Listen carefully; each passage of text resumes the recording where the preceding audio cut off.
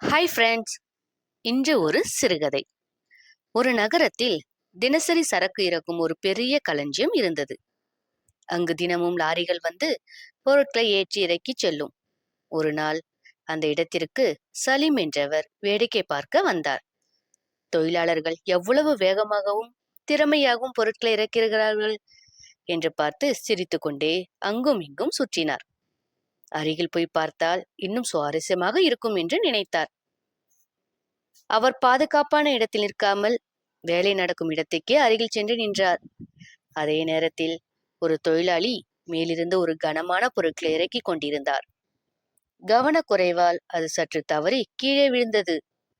அது நேராக சலீமின் மேல் பட்டது. அவர் கீழே விழுந்து காயமடைந்தார். ஆரம்பத்தில் சிறிதாக தோன்றிய காயம் சில நேரத்தில் இரத்தமாக மாறியது. உடனே அருகில் இருந்தவர்கள் அவரை மருத்துவமனைக்கு கொண்டு சென்றனர். மருத்துவமனையில் படுத்திருந்த போது சலீம் யோசித்தார். நான் தூரத்தில் நின்று கொண்டிருந்தால் இப்படி நடந்திருக்குமா என்று. அவர் தன் தவறை உணர்ந்தார். வேடிக்கை பார்க்கும் ஆசையில் தனது பாதுகாப்பை மறந்துவிட்டார். அந்த நாளுக்கு பிறகு அவர் மட்டுமல்ல, அந்த பகுதியில் இருந்த பலரும் ஒரு பாடம் கற்றுக்கொண்டார்கள். அது என்னன்னா, வேலை நடக்கும் இடங்களில் அருகில் போகக்கூடாது. தீ, மின்சாரம் போன்ற ஆபத்தான விஷயங்களை தூரத்திலிருந்து பார்க்க வேண்டும். சிறிய அலட்சியம் கூட பெரிய விபத்துக்கு வழிவகுக்கும்.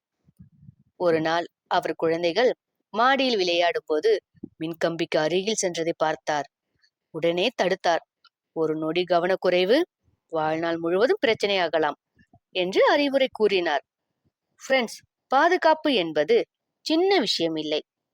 நாம் நிற்கும் இடம், நாம் செய்வது எல்லாமே கவனமாக இருக்க வேண்டும்.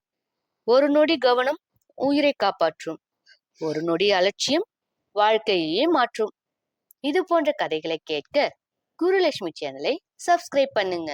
சப்ஸ்கிரைப் பண்ண அனைவருக்கும் மனமார்ந்த நன்றி. தேங்க்யூ. பாய்.